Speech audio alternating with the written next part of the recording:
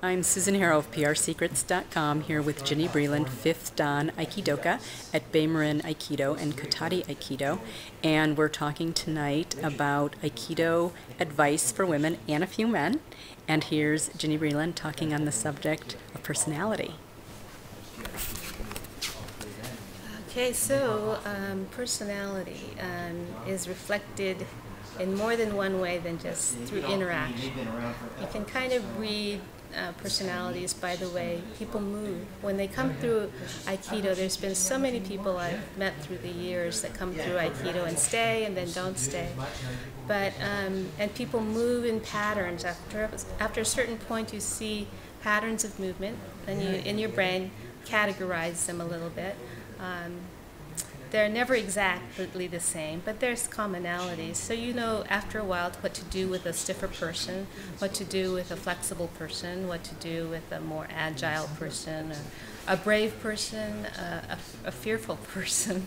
You kind of have an idea what to do with those bodies, because those bodies often are held the same way.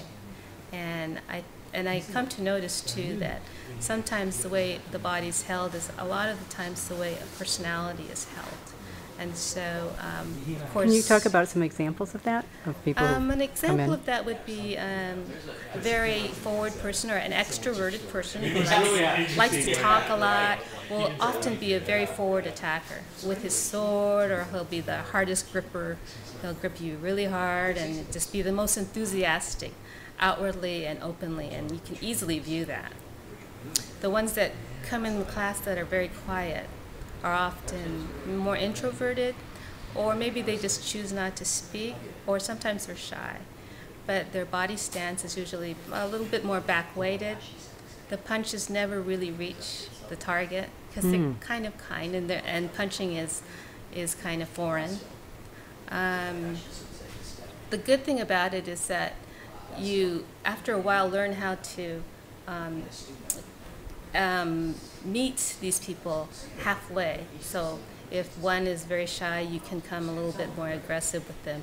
If somebody's over-aggressive, you can become a little bit more shy with them so that you can harness them. And each one is different.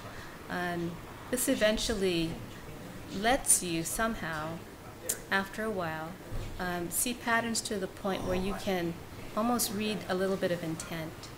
And not only intent on the mat, but intent in personality. So I think that this is a good thing to bring to the workplace, because before things become too entangled in a workplace situation, if you can read intent in people, you can know where your position should be.